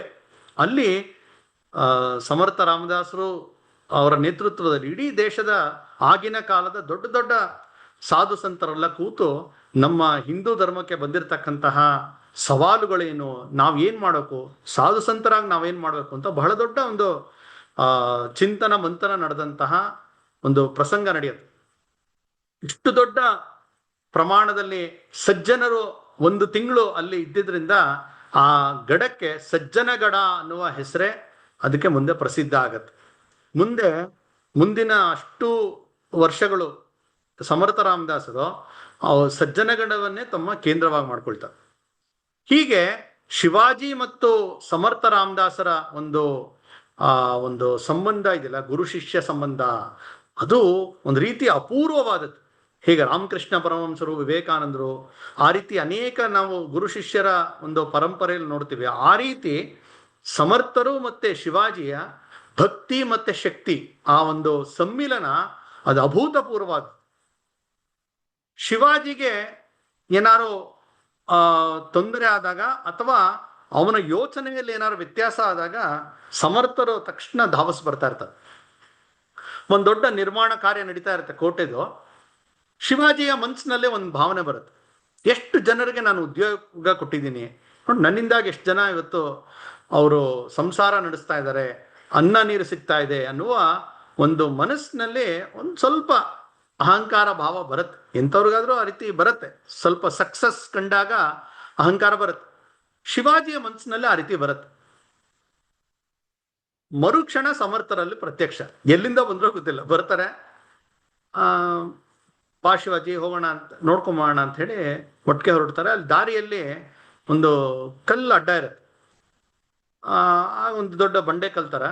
ಹಾಗಾಗಿ ಸಮರ್ಥರು ಹೇಳ್ತಾರೆ, ಈಗ ಕಲ್ಲು ಸ್ವಲ್ಪ ಟಿಕ್ಸು ಅಂತ. ಆ ಕಲ್ಲನ್ನ ಶಿವಾಜಿ ಅವರ ಇವ್ರನ್ನ ಕರೆಸಿ, ಸೇವಕರನ್ನ ಕರೆಸಿ ಆ ಕಲ್ಲನ್ನ ಜರುಗಿಸಿ ಅಂತ ಹೇಳ್ತಾನೆ. ಗುರುಗಳು ಹೇಳಿಯಾರೆ, ಜರುಗಿಸಿದ್ರೆ ಆ ಕಲ್ಲಿನ ಕೆಳಗಡೆ ಒಂದ್ ಸಣ್ಣ ಹಳ್ಳ ತರ ಆಗಿದೆ. ಆ ಹಳ್ಳದಲ್ಲಿ ಒಂದ್ ಸ್ವಲ್ಪ ನೀರಿದೆ, ಮತ್ತೆ ಅಲ್ಲಿ ಒಂದು ಕಪ್ಪೆ ಇದೆ. ಅದನ್ನ ನೋಡಿ ಸಮರ್ಥರು ಹೇಳ್ತಾರೆ, ಶಿವಾಜಿ ಎಂತ ಒಳ್ಳೆ ಕೆಲಸ ಮಾಡ್ತಾ ಇದೆಯಾ ನೋಡು, ಆ ಕಪ್ಪೆಗೂ ನೀನೇ ನೀರಿನ ವ್ಯವಸ್ಥೆ ಮಾಡಿ ಅದನ್ನ ನೀನೇ ಕಾಪಾಡ್ತಾ ಇದೆಯಾ ಅಂತ ಹೇಳ್ತಾರೆ. ಕ್ಷಣ ಮಾತ್ರದಲ್ಲಿ ಶಿವಾಜಿಯ ಆ ಏನು ಅಹಂಕಾರದ ಒಂದು ಸಣ್ಣ ಬಿಂದು ಬಂದಿತ್ತೋ ಅದು ಹೋಗಿ ಅವ್ರ ಕಾಲಿಗೆ ಬಿದ್ದು ಕ್ಷಮೆ ಕೇಳ್ತಾರೆ. ಅವಾಗ ಅವ್ರು ಹೇಳ್ತಾರೆ, ನೋಡು, ನಾವ್ ಯಾರನ್ನು ರಕ್ಷಣೆ ಮಾಡೋಂಥ ಸ್ಥಿತಿಯಲ್ಲಿಲ್ಲ, ಭಗವಂತ ನೋಡ್ಕೊಳ್ತಾನೆ, ನಾವು ನಿಮಿತ್ತ ಮಾತ್ರ ಅನ್ನೋದನ್ನ ಮರಿಬಾರ್ದು ಅನ್ನುವ ಎಚ್ಚರವನ್ನು ಕೊಡ್ತಾರೆ. ಹೀಗೆ ಕಾಲ ಕಾಲಕ್ಕೆ ಶಿವಾಜಿಗೆ ಇವರು ಮಾರ್ಗದರ್ಶನ ಮಾಡ್ತಾ ಇರ್ತಾರೆ. ಒಂದ್ಸಲಿ ಇವರು ಭಿಕ್ಷೆ ಬೇಡ್ಕೊಂಡು ಬರ್ತಾರೆ. ಇವರು ಸನ್ಯಾಸಿಗಳು ತಾನೆ, ಜೈ ರಘುವೀರ ಸಮರ್ಥ ಅಂತ ಹೇಳಿ ಅವರು ಬರ್ತಾ ಇದ್ದಾರೆ. ಶಿವಾಜಿ ನೋಡ್ತಾನೆ, ಎಲ್ಲೋ ಮನಸ್ಸಿನಲ್ಲಿ ಒಂದು ಭಾವನೆ ಉಕ್ಕಿ ಬರುತ್ತೆ, ಏನಾರು ಕೊಡ್ಬೇಕು ತಾನೆ ಅವ್ರಿಗೆ. ಇವನೊಂದು ಒಂದು ಒಂದು ಚೀಟಿ ಅವರ ಜೋಳಿಗೆಯಲ್ಲಿ ಹಾಕ್ಬಿಡ್ತಾನೆ. ಸಮರ್ಥರು ಅದನ್ನು ತೆಗೆದು ನೋಡ್ತಾರೆ, ಅದರಲ್ಲಿ ಶಿವಾಜಿ ಇಡೀ ಸಮಸ್ತ ಸಾಮ್ರಾಜ್ಯ ನಿಮಗೆ ಬರೆದು ಬಿಟ್ಟಿನಿ, ನಿಮ್ದೇ ಈಗ ಅಂತ ಹೇಳಿ ಅದ್ರಲ್ಲಿ ಹಾಕ್ಬಿಟ್ಟಿರ್ತಾನೆ. ಅಂದ್ರೆ ಎಷ್ಟು ದೊಡ್ಡ ತ್ಯಾಗದ ಉತ್ತುಂಗಕ್ಕೆ ಶಿವಾಜಿ ಏರಿದ್ದ ಅಂತ ಗೊತ್ತಾಗತ್ತೆ. ಯಾವ ಸಾಮ್ರಾಜ್ಯವನ್ನ ಇವನು ಇಷ್ಟೆಲ್ಲ ಶ್ರಮ ಹಾಕಿ ಸಂಪಾದನೆ ಮಾಡಿದಾನೆ, ಒಂದಷ್ಟೇನೋ ಹಣ ಕೊಟ್ಟ, ದುಡ್ಡು ಕೊಟ್ಟ, ಭೂಮಿ ಕೊಟ್ಟ ಅಲ್ಲ, ಇಡೀ ಸಾಮ್ರಾಜ್ಯವನ್ನೇ ಅವ್ರಿಗೆ ಬರೆದಾಕ್ಬೇಕು ಅಂದ್ರೆ ಶಿವಾಜಿಯ ವ್ಯಕ್ತಿತ್ವ ನಮ್ಗೆ ಇದೆಲ್ಲ ಅರ್ಥ ಆಗುತ್ತೆ. ಆಗ ಸಮರ್ಥರು ಹೇಳ್ತಾರೆ, ಆ ಚೀಟಿಯನ್ನು ತೆಗೆದು ಓದಿದ್ಮೇಲೆ ಹೇಳ್ತಾರೆ, ನೋಡು, ಈಗ ನೀನು ನನಗೆ ಕೊಟ್ಬಿಟ್ಟಿದ್ಯಾ, ಹಾಗಾಗಿ ಇಡೀ ಸಾಮ್ರಾಜ್ಯ ನನಗೆ ಸೇರಿತ್ತು, ನಾನು ನಿನ್ನ ರಾಜನನ್ನಾಗಿ ಅಪಾಯಿಂಟ್ ಮಾಡ್ತಾ ಇದ್ದೀನಿ, ಟ್ರಸ್ಟಿ ಧರ್ಮದರ್ಶಿಯಾಗಿ ನಿನ್ನ ನೇಮಕ ಮಾಡ್ತಾ ಇದ್ದೀನಿ, ಈ ಧರ್ಮದ ರಾಜ್ಯವನ್ನ ನೀನು ಪಾಲನೆ ಮಾಡುವಂತ ಜವಾಬ್ದಾರಿ ಇದೆ ಅಂತ ಹೇಳಿ ಅವನಿಗೆ ಒಂದು ರೀತಿಯ ಟ್ರಸ್ಟಿಶಿಪ್ ಅಂತ ಏನ್ ಹೇಳ್ತಾರೆ, ಆ ರೀತಿಯ ಒಂದು ನೆನಪನ್ನ ಮಾಡ್ತಾ ಅವನಿಗೆ ಅವರು ಮಾರ್ಗದರ್ಶನ ಮಾಡ್ತಾರೆ. ಮುಂದೆ ಶಿವಾಜಿಯ ಪಟ್ಟಾಭಿಷೇಕ ಆಗ್ಬೇಕು ಅಂದಾಗ ಗಾಗಾ ಭಟ್ರು ಅಂತ ಹೇಳಿ ಕಾಶಿಯಿಂದ ದೊಡ್ಡ ಪಂಡಿತರನ್ನು ಕರೆಸಿ ಪ್ರತ್ಯಕ್ಷ ಅವರು ಅಲ್ಲಿದ್ದು ಅವರು ಆ ಒಂದು ಆನಂದವನ್ನ ಅನುಭವಿಸ್ತಾರೆ. ಅವ್ರು ಹಿಂದೆ ಹೇಳಿದ್ರು ಏನಂದ್ರೆ, ಈ ಭೂಮಿಯಲ್ಲಿ ಧರ್ಮ ರಕ್ಷಣೆ ಮಾಡಕ್ ಯಾರು ಇಲ್ವೇ ಇಲ್ವಾ ಅಂತ ಹೇಳಿ ದುಃಖಪಟ್ಟಂತವ್ರು ಶಿವಾಜಿಯ ಈ ಅವಿರತ ಪರಿಶ್ರಮದಿಂದ ಹಿಂದವಿ ಸ್ವರಾಜ್ಯ ಸ್ಥಾಪನೆ ಆದ್ಮೇಲೆ ಒಂದು ಪತ್ರ ಬರೀತಾರೆ. ಆ ಪತ್ರದಲ್ಲಿ ಹೇಳ್ತಾರೆ ಅವರು, ಈ ಏನು ಧರ್ಮ ಇಲ್ಲ, ಧರ್ಮ ರಕ್ಷಣೆ ಮಾಡಕ್ ಯಾರು ಇಲ್ಲ ಅನ್ನುವ ಸ್ಥಿತಿ ಇದ್ದಿದ್ರಿಂದ ಅವಾಗಿತ್ತು, ಈಗ ಅವ್ರಿಗೆ ತುಂಬಾ ಆನಂದ ಆಗತ್ತೆ, ಹಿಂದೂ ಧರ್ಮ ನಿನ್ನಿಂದಾಗಿಯೇ ಉಳಿದಿದೆ, ದೇವ ಧರ್ಮಗಳು ಬದುಕಿವೆ ಅಂತ ಹೇಳಿ ಹೊಗಳಿ ಪತ್ರ ಬರೀತಾರೆ. ಆ ಪತ್ರ ಬರೆದು ಸ್ವತಃ ಸಮರ್ಥರೇ ಶಿವಾಜಿ ಅಂದ್ರೆ ತನ್ನ ಶಿಷ್ಯನ ಗುಣಗಾನವನ್ನು ಮಾಡ್ತಾರೆ. ಎಷ್ಟು ದೊಡ್ಡತನ ನೋಡಿ. ಸಮರ್ಥ ರಾಮದಾಸರು ಹೇಳ್ತಾರೆ, ಆಚಾರ ಶೀಲ, ವಿಚಾರಶೀಲ, ನ್ಯಾಯಶೀಲ, ಧರ್ಮಶೀಲ, ಸರ್ವಜ್ಞ, ಸುಶೀಲ, ಜಾಣತಾ ರಾಜ. ನೋಡಿ, ಶಿವಾಜಿಗೆ ಅವರ ಗುರುಗಳು ಕೊಟ್ಟಂತಹ ಒಂದು ಇದು ಹೊಗಳಿಕೆ, ಯಶವಂತ, ಕೀರ್ತಿವಂತ, ವರದವಂತ, ಸಾಮರ್ಥ್ಯವಂತ, ಪುಣ್ಯವಂತ, ನೀತಿವಂತ, ಜಾಣತಾ ರಾಜ ಅಂತ ಹೇಳಿ ಅವರು ಶಿವಾಜಿಯನ್ನ ತುಂಬಾ ಹೃದಯದಿಂದ ಒಂದು ಮೆಚ್ಚುಗೆ ಕೊಟ್ಟು ಅವರು ಕಳಿಸ್ಕೊಡ್ತಾರೆ. ಈ ರೀತಿ ಶಿವಾಜಿ ಮತ್ತೆ ಸಮರ್ಥರ ಆ ಒಂದು ಸಂಬಂಧ ಇದೆಲ್ಲ ಅದ್ಭುತವಾಗಿದೆ. ಹಿಮಾಲಯದಿಂದ ದಕ್ಷಿಣದ ತಂಜಾವೂರು ತನಕ ಇವರು ಓಡಾಡ್ತಾರೆ. ಅಂದಾಜು ಸುಮಾರು 700ಕ್ಕೂ ಹೆಚ್ಚು ಮಠಗಳನ್ನು ಸ್ಥಾಪನೆ ಮಾಡಿದ್ದಾರೆ. ಕೆಲವು ಲೆಕ್ಕಾಚಾರದ ಪ್ರಕಾರ 1000ಕ್ಕೂ ಹೆಚ್ಚು ಮಠಗಳ ಸ್ಥಾಪನೆ ಮಾಡ್ತಾರೆ. ಆ ಮಠಗಳು ಆಧ್ಯಾತ್ಮಿಕ ಕೇಂದ್ರವೂ ಹೌದು, ಸಾಮಾಜಿಕ ಜಾಗೃತಿ ಮಾಡೋಕ್ಕೂ ಕೇಂದ್ರವಾಗಿರುತ್ತೆ. ಜೊತೆಗೆ ಶಿವಾಜಿ ರಾಜ್ಯಕ್ಕೆ ಬೇಕಾದಂತ ಒಂದು ಸೀಕ್ರೆಟ್ ವಿಚಾರಗಳನ್ನ ತಲುಪಿಸಕ್ಕೆ ಒಂದು ಕೂಡ ಹಬ್ ಆಗಿರುತ್ತೆ, ಕಮ್ಯುನಿಕೇಶನ್ ಹಬ್ ಅಂತ. ಸುಮಾರು 11 ಕಡೆ ಇವರು ಹನುಮಂತನ ಮಂದಿರವನ್ನ, ಮಾರುತಿ ಮಂದಿರವನ್ನ ಸ್ಥಾಪನೆ ಮಾಡ್ತಾರೆ. ಇವ್ರ ಉದ್ದೇಶ ಅಂದ್ರೆ, ಆಗ್ಲೇ ಹೇಳಿದಂತೆ ಹನುಮಂತನ ಒಂದು ದೇವಸ್ಥಾನ ಪಕ್ಕದಲ್ಲೊಂದು ಅಖಾಡ, ಯುವಕರು ಬಂದು ವ್ಯಾಯಾಮ ಮಾಡಬೇಕು, ಕುಸ್ತಿ ಅಲ್ಲಿ ಪಟ್ಟು ವರಸೆಗಳನ್ನು ಮಾಡ್ತಾ ಬಲಶಾಲಿಗಳಾಗಬೇಕು. ಅಲ್ಲಿ ಆ ರೀತಿ ತಯಾರಾದಂಥ ಅದೆಷ್ಟೋ ಜನ ಮುಂದೆ ಶಿವಾಜಿಯ ಸೈನ್ಯಕ್ಕೆ ಅವರು ಸೇರ್ಕೊಳ್ತಾರೆ. ಇವರು ಕೂಡ ಯಾರು ಸಮರ್ಥ ರಾಮದಾಸರು ಮಾಡ್ತಾ ಇರ್ತಾರೆ.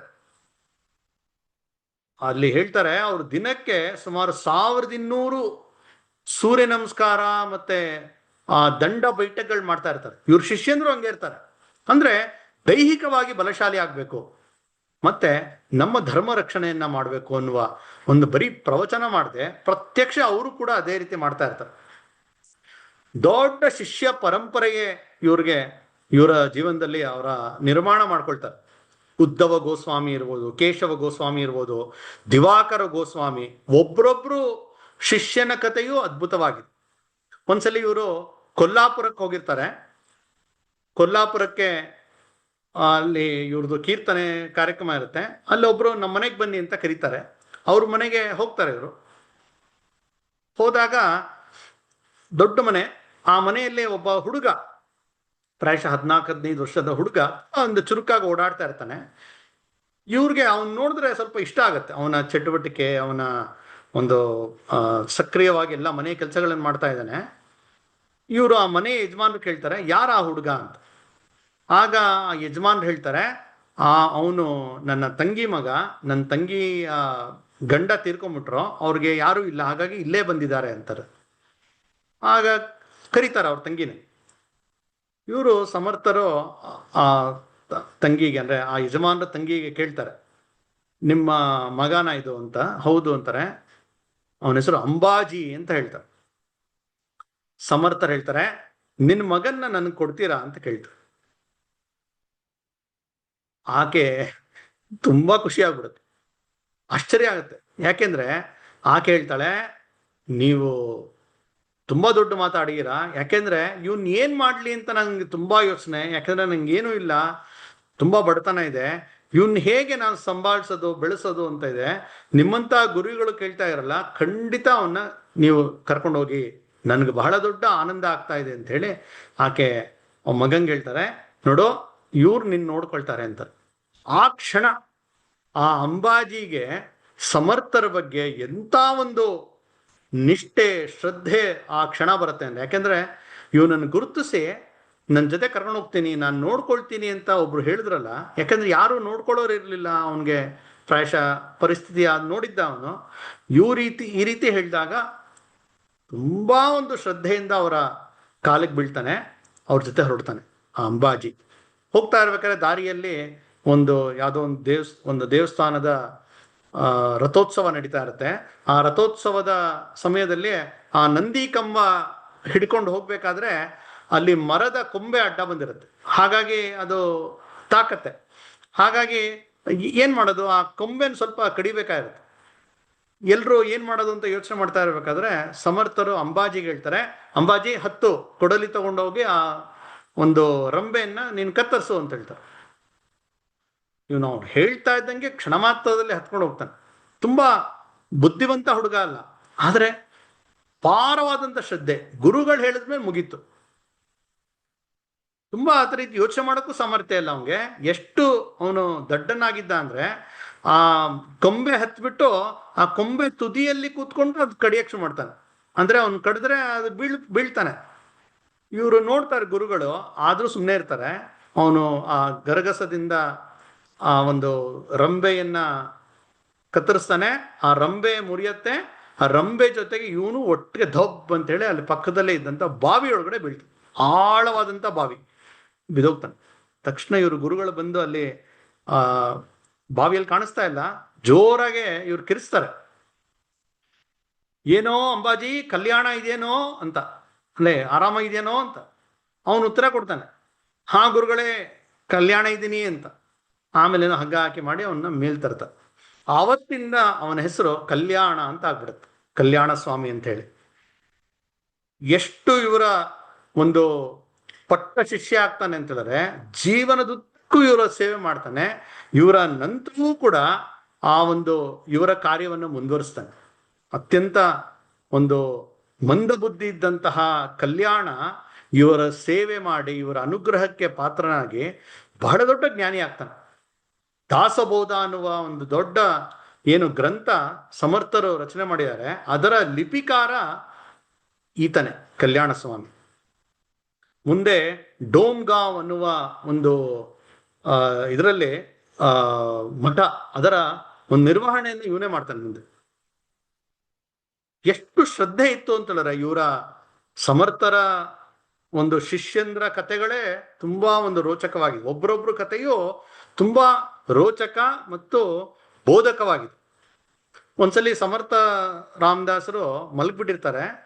ಎಲ್ಲ ಶಿಷ್ಯಂದ್ರು ಬಂದು ನೋಡ್ತಾರೆ, ಗುರುಗಳು ಯಾಕೋ ಮಲಗ್ಬಿಟ್ಟಿದ್ದಾರೆ, ಹುಷಾರಿಲ್ಲ, ಏನಾಯ್ತು ಅಂತ ಬಂದು ಕೇಳಿದಾಗ ಹೇಳ್ತಾರೆ, ಇಲ್ಲ, ತೊಡೆಯಲ್ಲಿ ಹುಣ್ಣಾಗ್ಬಿಟ್ಟಿದೆ, ತುಂಬಾ ನೋವ್ತಾ ಇದೆ, ಹಾಗಾಗಿ ನನಗೆ ಎದ್ದಳಕ್ಕೆ ಆಗ್ತಾ ಇಲ್ಲ, ನನ್ಗೆ ತುಂಬಾ ಕಷ್ಟ ಆಗ್ತಾ ಇದೆ ಅಂತ ಹೇಳ್ತಾರೆ.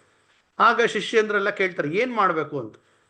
ಇಲ್ಲ, ದೊಡ್ಡ ಒಂದು ಬಾವು ತರ ಬಂದ್ಬಿಟ್ಟಿದೆ, ಅಂದ್ರೆ ಊದ್ಕೊಂಡ್ಬಿಟ್ಟಿದೆ ತೊಡೆ ಹತ್ರ, ಯಾರು ಅದಕ್ಕೆ ಬಾಯಿ ಹಾಕಿ ಆ ಕೀವನ್ನ ಹೀರಿ ಅದನ್ನ ತೆಗೆದ್ರೆ ನನಗೆ ವಾಸಿ ಆಗುತ್ತೆ, ನಾನು ಬದುಕ್ತೀನಿ ನಾನು ಅಂತ. ಯಾವಾಗ ಬಾಯಿ ಹಾಕಿ ಕೀವನ್ ತೆಗಿಬೇಕು ಅಂತ ಹೇಳಿದ್ರೆ ಎಲ್ಲರ ಮುಖವೂ ಒಂಥರ ಕೀವನ್ ಕೊಡ್ದಂಗೆ ಆಗ್ಬಿಡುತ್ತೆ. ಎಲ್ರು ಕಲ್ಯಾಣ ಎಲ್ಲಿ ಅಂತ ಹುಡ್ಕಕ್ಷ ಮಾಡ್ತಾರೆ. ಅಂದ್ರೆ ಇಂಥ ಕೆಲ್ಸಕ್ಕೆಲ್ಲ ಕಲ್ಯಾಣನ್ನೇ ಮುಂದೆ ಕಳಿಸ್ಬೇಕು ಅಂತ. ಕಲ್ಯಾಣ ಪಾಪ ಎಲ್ಲೋ ಬೇರೆ ಎಲ್ಲೋ ಹೋಗಿರ್ತಾನೆ, ಅವನು ಇರಲ್ಲ ಅಲ್ಲಿ. ಸ್ವಲ್ಪ ಹೊತ್ತಾದ್ಮೇಲೆ ಕಲ್ಯಾಣ ಬರ್ತಾ ಇದ್ದಂಗೆ ಹೇಳ್ತಾರೆ, ಈ ತರ ಗುರುಗಳಿಗೆ ಈ ತರ ಆಗ್ಬಿಟ್ಟಿದೆ, ಅವರು ಯಾರು ಬಂದು ಆ ಕೀವನ್ ತೆಗಿಬೇಕು ಅಂತಾರೆ. ಅವನು ತಾನೇನೋ ಎತ್ಕೊಂಡ್ಬಂದಿರ್ತಾನೆ, ತಕ್ಷಣ ಅದು ಪಕ್ಕಕ್ಕಿಟ್ಟು ಓಡ್ ಬರ್ತಾನೆ, ಅಯ್ಯೋ ನನ್ನ ಗುರುಗಳಿಗೇನೋ ಆಗ್ಬಿಟ್ಟಿದೆ ಅಂತ. ನೋಡ್ರೆ ಗುರುಗಳು ಮಲ್ಕೊಂಡ್ಬಿಟ್ಟಿದ್ದಾರೆ. ಬಂದು ಕೇಳ್ತಾನೆ, ಗುರುಗಳೇ ಏನ್ ಮಾಡ್ಬೇಕು ಅಂತ. ನೋಡಪ್ಪ, ಇಲ್ಲಿ ಅಂದ್ರೆ ಪಂಚೆ ಮುಚ್ಚಿದ್ದಾರೆ, ಅಲ್ಲೊಂದು ದಪ್ಪ ಊದ್ಕೊಂಡ್ಬಿಟ್ಟಿದೆ, ಆ ಕೀವನ್ನ ನೀನು ಬಾಯಿ ಹಾಕಿ ಅದನ್ನ ತೆಗಿಬೇಕು, ನೀನು ತೆಗೆದ್ರೆ ಅದು ನನಗೆ ಆ ವಿಷ ಹರಡಲ್ಲ ಅದು ಅಂತ ಹೇಳ್ತಾರೆ. ಆಯ್ತು ಗುರುಗಳೇ ಅಂತ ಕ್ಷಣ ಮಾತ್ರವೂ ಯೋಚನೆ ಮಾಡದೆ ತಕ್ಷಣ ಹೋಗಿ ಆ ಒಂದು ಕೀವಿಗೆ ಅವನು ಬಾಯಿ ಹಾಕಿ ಆ ಕೀವನ್ನ ಹೀರ್ಕೊಳಕ್ ಶುರು ಮಾಡ್ತಾನೆ. ಸುತ್ತ ನಿಂತಂತ ಎಲ್ಲರ ಮುಖ ಅತ್ಯಂತ ಕೆಟ್ಟದ ಮಾಡ್ಕೊಂಡಿರ್ತಾರೆ, ಯಾಕೆಂದ್ರೆ ಆ ಕೀವನ್ನು ಹೀರ್ತಾ ಇದ್ದಾನೆ ಅಂತ. ಆದ್ರೆ ಕಲ್ಯಾಣ ಮಾತ್ರ ಮುಖದಲ್ಲಿ ಆನಂದದ ಒಂದು ಅಭಿವ್ಯಕ್ತಿ ಕಾಣಿಸ್ತಾ ಇದೆ. ಎಲ್ರಿಗೂ ಆಶ್ಚರ್ಯ. ಒಂದು 7-8 ನಿಮಿಷ ಅದಾದ್ಮೇಲೆ ಗುರುಗಳು ಎದ್ದೇಳ್ತಾರೆ. ಆಮೇಲೆ ನೋಡಿದ್ರೆ ಗೊತ್ತಾಗತ್ತೆ, ಗುರುಗಳು ಒಂದು ಪರೀಕ್ಷೆ ಮಾಡಿರ್ತಾರೆ. ಆ ಜಾಗದಲ್ಲಿ ಯಾವುದೇ ಕೀವಿರಲ್ಲ, ಅಲ್ಲೊಂದು ಮಾವನಣ್ಣು ಇಟ್ಕೊಂಡಿರ್ತಾರೆ. ಇವರೆಲ್ಲರೂ ಕೂಡ ಕೀವ್ ಕುಡ್ದಂಗೆ ಅನುಭವ ಆಗತ್ತೆ. ಆದ್ರೆ ಗುರುಗಳನ್ನ ಉಳ್ಸಕ್ಕೆ ಹೋದಂತ, ಕೀವನ್ ಕುಡಿಯಕ್ಕೂ ತಯಾರಾದಂತ ಕಲ್ಯಾಣನಿಗೆ ಒಳ್ಳೆ ಸಿಹಿಯಾದ ಮಾವನಣ್ಣಿನ ರಸ ಸಿಕ್ಕಿರತ್ತೆ. ಹೀಗೆ ಇವರು ತನ್ನ ಶಿಷ್ಯಂದ್ರಿಗೆ ಈ ರೀತಿ ಅನೇಕ ಪರೀಕ್ಷೆಗಳನ್ನೊಡ್ಡಿ ಅವರನ್ನ ಬೆಳೆಸ್ತಾ ಹೋಗ್ತಾರೆ. ಯಾಕೆಂದ್ರೆ ಅವರು ಜ್ಞಾನಿಗಳು ಆಗ್ಬೇಕು, ಶ್ರದ್ಧಾವಂತರು ಆಗ್ಬೇಕು.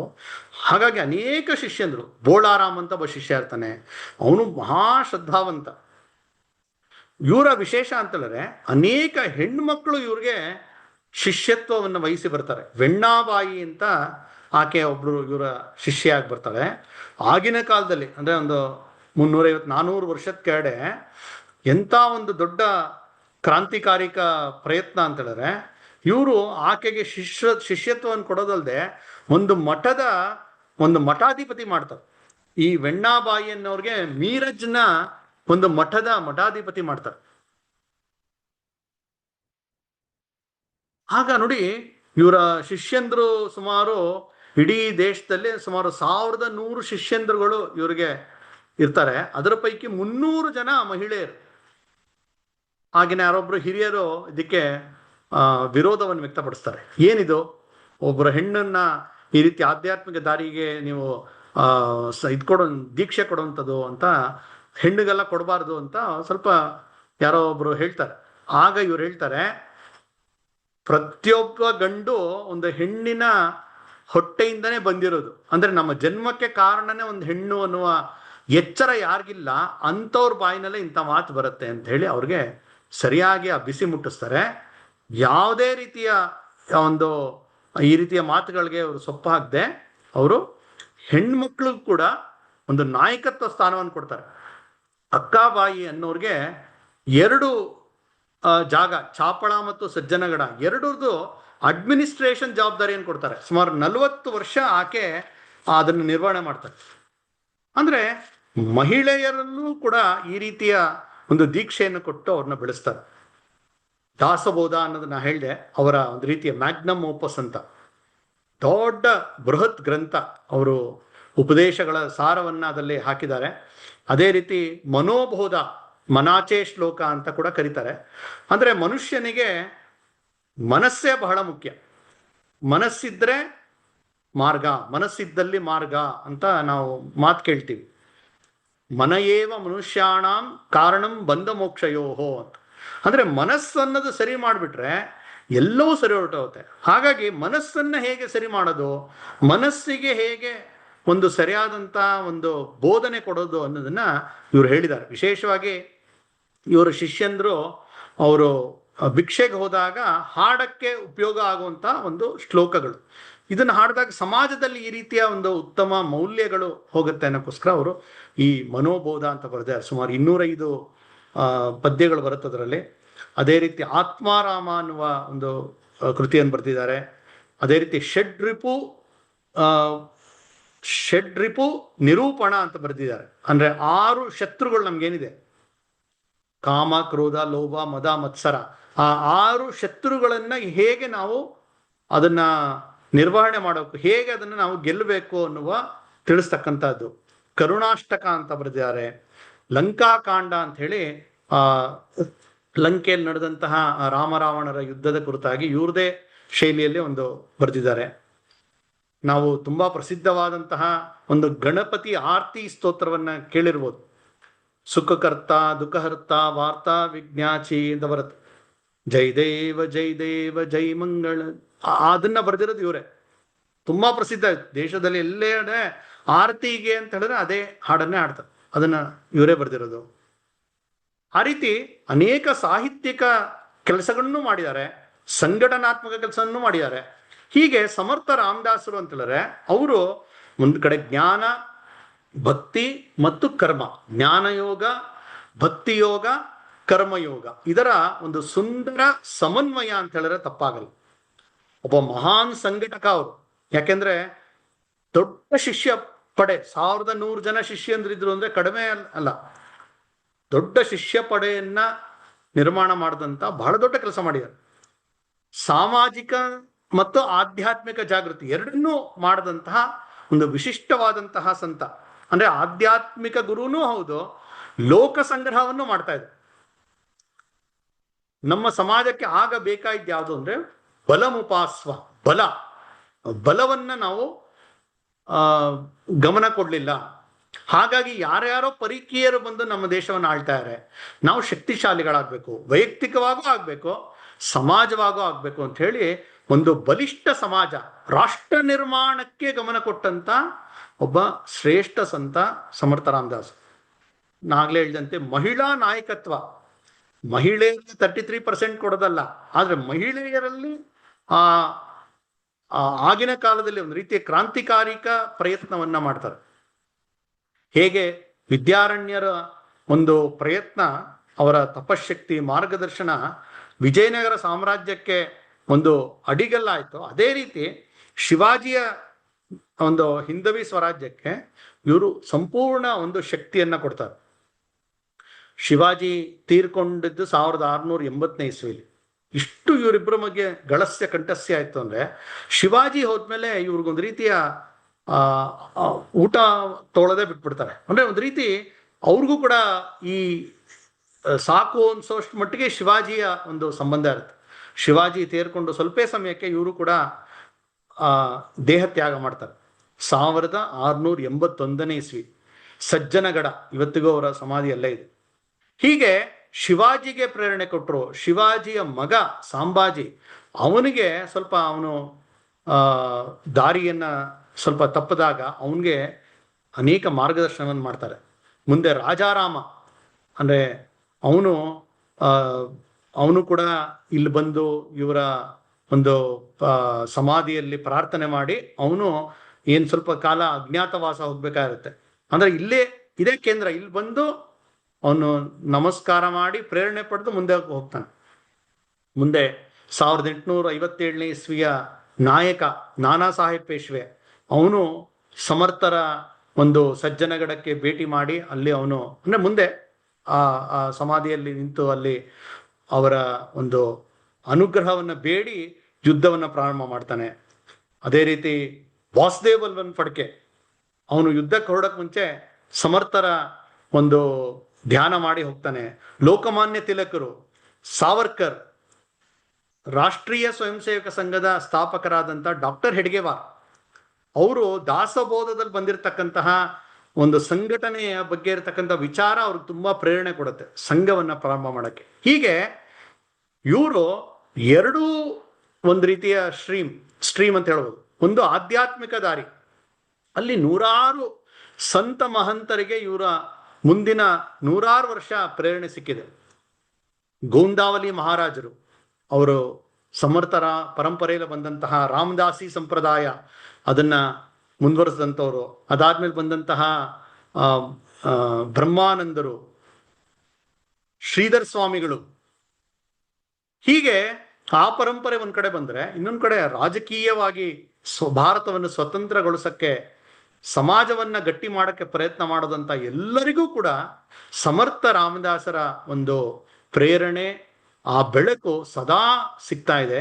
ಅಂತಹ ಸಮರ್ಥ ರಾಮದಾಸರ ಕುರಿತಾಗಿ ಒಂದಷ್ಟು ವಿಚಾರಗಳನ್ನ ಇವತ್ತು ನಿಮ್ಮ ಮುಂದೆ ಹಂಚ್ಕೊಂಡಿದ್ದೀನಿ. ನಮಸ್ಕಾರ.